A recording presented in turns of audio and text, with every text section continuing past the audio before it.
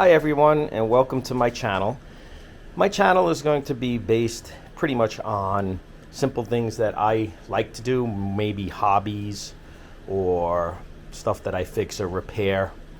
And it's pretty much been told to me by fellow friends as well as some family members that I should document some of this because there are a lot of other people that maybe like me, maybe say that we're hobbyists or do-it-ourselvers or so like that, that enjoy what we learn. And sharing that is really what this is about.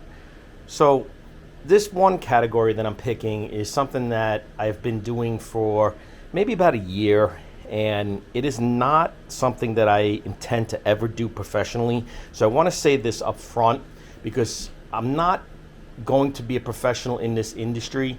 It is something that I truly want to do as a hobbyist and something that I enjoy doing. My whole goal behind this hobby, which is photography, as you can see, is I want to be able to take better pictures than I can get with my cell phone. And I am not knocking cell phones by no means.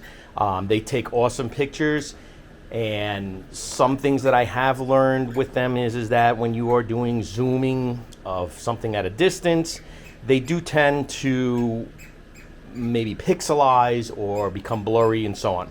So I picked photography as one of the hobbies that I really do enjoy because I've learned a lot in the past year that I've been doing this. So starting out with this, I want to talk a little bit about the triangle that they talk a lot about, and these are the professionals.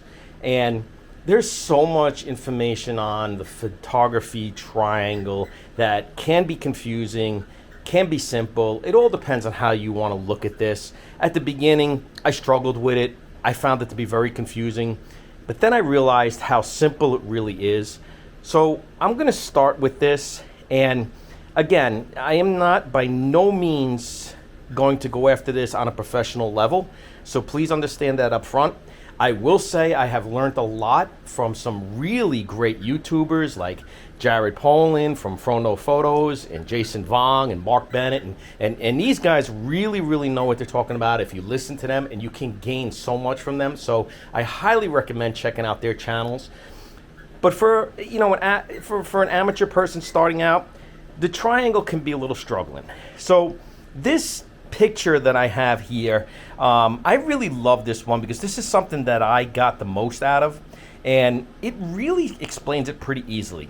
Ideally, the target in the middle, that's the perfect world. That's what you're shooting for. And what that means is that that's when you have your aperture and your ISO and your shutter speed all lined up perfectly, that the image in the center or what you're trying to photograph comes out to be perfect. Okay, so how do you get there? Well, the three things that the triangle talks about is aperture, ISO, and shutter. So aperture is basically what allows the light into the camera.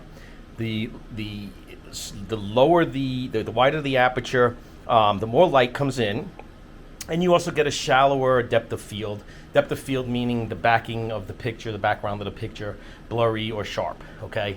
I love both of those, by the way, because I love pictures that are super sharp in the background for certain things, and I love pictures that are blurry in the background for other things. So it took me a while to learn that, but that is one thing that I've learned about aperture. Okay, the ISO is basically the speed, kind of like old-fashioned people like me. When we started out with film, we always started out with a film of ISO 100, and then at night maybe switched to 400 and so on. It was the speed of which the film was. So that's kind of what ISO is. Now remember, in the digital world, ISO, the higher the number, the more noise you kind of get from it. But again, this also depends on your cameras, because there are a lot of cameras that can go with a higher ISO range that the lower, or the older cameras may not be able to do. So knowing your equipment is key. And then obviously shutter speed. The faster the shutter speed, the more you capture something that is moving pretty quickly. The lower the speed, you get more of a blur, okay? But ideally, you want to try to hit whatever you're looking at dead center in this triangle. Within reason, okay? So I don't want to say that's the perfect world, because again, we say it's the perfect world, but there are times where you may want to have a little bit more blur. So you're going to lean more towards the aperture side. Or maybe there is something that you want to have a darker photo of because you like to have a blacker background. Well, you may choose your ISO to be a little bit lower, letting in less light or capturing less light. So it really all depends on what you're looking for. But the base of the triangle is what it's all about. And trying to picture this, when I ever shoot a photo now or when I take photos, I kind of picture the triangle as I'm looking dead center at that image, and is it how I want to have it? Is it, perfect in brightness? Is it too dark? Am I capturing the image? Is it going too fast, too slow, and so on? So I will probably talk more about this in other videos. This video, again, is just a high level. This is just a start of something. That's all it is, okay? So I'm going to talk about my camera next. And again, there's no right or wrong to cameras out there. So I'm not going to sit here and say Canon is better than Sony and Sony's better than Nikon and so on down the line. Because in the end, it's not the camera that takes the picture. It's the person that learns to use the equipment that they have to make the photo. And that's the science of photography, plain and simple. You can talk to any of the, quote unquote professionals, and even the ones that I really truly like I said earlier, Jared Polin, Jason Vong, Mark Bennett, and there's so many other ones out there, so forgive me if I don't mention your name. You can get so much from these people that they break it down very, very well. When it comes to a camera, there's so many of them out there, and I picked kind of a camera that fits my needs, and I think that's the best way to talk about cameras. If it fits your need, roll with it, okay? It's not about having the most expensive equipment, least expensive equipment, and so on. What I have learned, options that work great for me, I wanted a camera that has IBIS in it. IBIS is very simply in-body image stabilization, okay?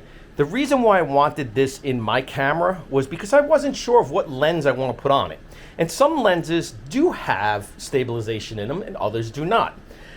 But the benefit of having this is when I go on vacation, and I will give this as an example, recently went to Disney World, there's some night photography that I love to take.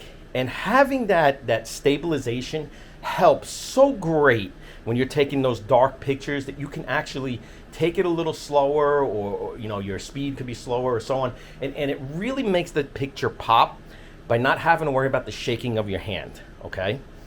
So I chose a Sony a6500 body. The reason why I chose this one is I wasn't looking to go into a high end, and again, my photography level is going to be one of exactly what I said earlier, hobbyist. It is going to be when I want to take a better picture than I can get with my cell phone. So mainly we're talking about vacationing and stuff like that, okay? So this body I did a lot of research on, and it's kind of funny because I want to say that it's like a sleeper body. And when I say that is so many of the people who talk about Sony cameras will talk about the a6400 series, and we'll jump from the a6400 to the a66.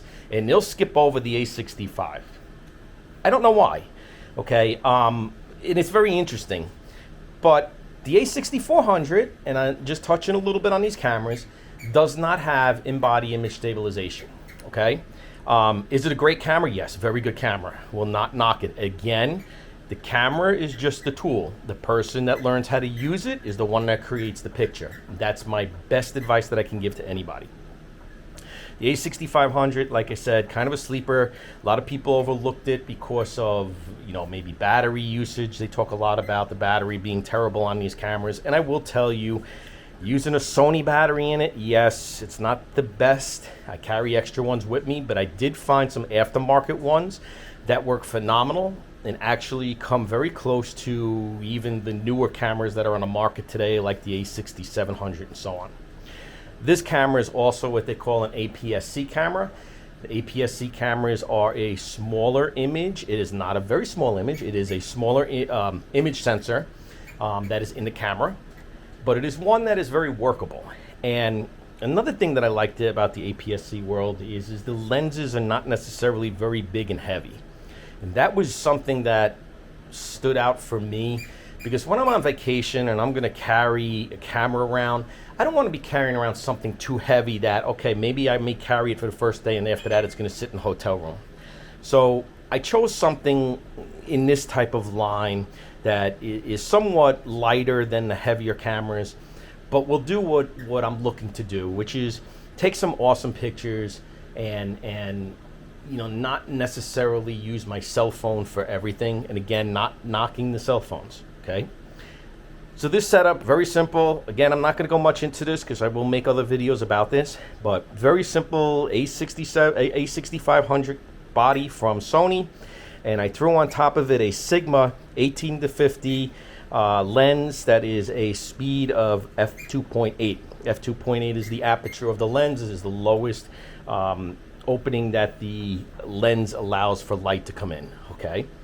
I love the 18-50 world of lenses because for me that is a usable I guess you could say a usable range for pretty much everything every day, okay?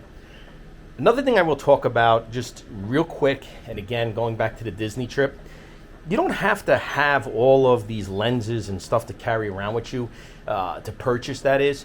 Sometimes it's better just to rent some. Like a good example, I love the Tamron, makes a 70-180 f2.8 aperture lens. This lens is made for a full frame, but doesn't mean you can't use it on an APS-C camera. It just means that the range levels are going to be a little different. But it gives me an opportunity to try other things without having to buy this type of equipment straight up forward. So my recommendation is if you're starting into this and like me, you just want a camera that you can use for events that will be a little bit better than what you can get with a cell phone. Rent lenses, try them out for yourself. And again, I try to say it like this: don't listen to everybody that's out there that this is the best and that is better and so on. Go what works for you.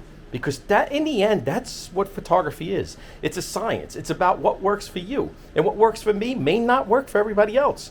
Because I learned how to use my camera my way and got it. You may be using something else another way. And there's nothing wrong with this.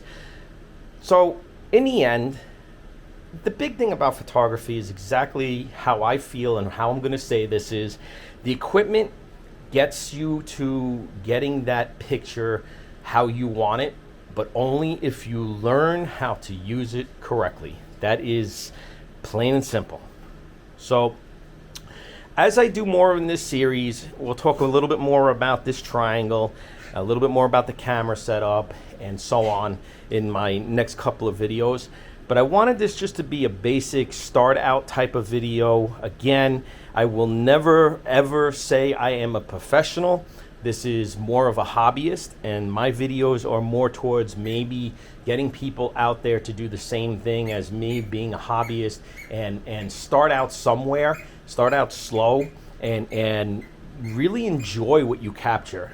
Because I will say, coming back from Disney, I got some really incredible shots that even some that I took with my cell phone, because I use a little bit of everything, wasn't even close to what I was getting with the camera to what the cell phone. What I mean by that is the cell phone was good, but the camera, when you have the right lens on it and you have the right settings, makes a picture that you just can't even compete. And again, I will never knock a cell phone, so understand that, please. But again, when you add in like the zoom that you can do with a camera without it pixelating, with the right lens on it, man, you can get an unbelievable photo that will make you proud to have in any type of photo book that your friends and families can see at a later date. And that's what it's about. Not selling photos here, not, again, not in the professional world. Just stuff that I feel, people will look at in my family and say, man, that was a really good shot. So, summing this video up, that's pretty much where I'm going to leave it. We will go a little bit further into this in videos to come. I love this picture of the triangle because it really does nail it. Thinking about that photo dead center, do you have it like that, and so on, really makes it easier to understand what the triangle is. And again, the camera, my choice, A6500. Again, there is no wrong camera here. There really isn't. It's again how you learn how to use it. So don't be afraid to dabble out there. And like I said earlier about renting lenses, there's nothing wrong with renting bodies. Go and try a couple of different bodies for yourself. Don't be afraid. Take millions of pictures, whatever you're comfortable with, and see what works. Because again, what might work for me isn't going to work for you, and what works for you might not work for me. But start somewhere. And renting, I think, is the best world for photography right now. If you're getting into it, rent some different bodies, rent some different lenses, and go out. I mean, you don't have to be on vacation to try this stuff out. Go out, take pictures around the house, take pictures of anything you have in your area. If you have a park or you have a trail or even, a nature center, anything like that, go and try it out and see what you get, and then work off of that. Again, guys, I really appreciate you watching my video. Hopefully, again, this will help somebody. That is my goal. And again, I hope you subscribe and like my videos. I am going to keep them very simple like this. We're not going to go into high-end level discussions by any means. Yes, there will be other videos besides photography. Photography is a hobby for me that I just love at this point in my life. And I'm getting more and more into it, and I enjoy my results. And again, my results come from listening to a lot of the professionals that are out there. So again, I encourage you, if you're going to go into this, look up some of these guys I mentioned earlier. They really can help you out, and their videos are fantastic, not only on just equipment, but how to use it correctly. I can't say enough about it. Okay, guys, that's it for now. Enjoy, and God bless.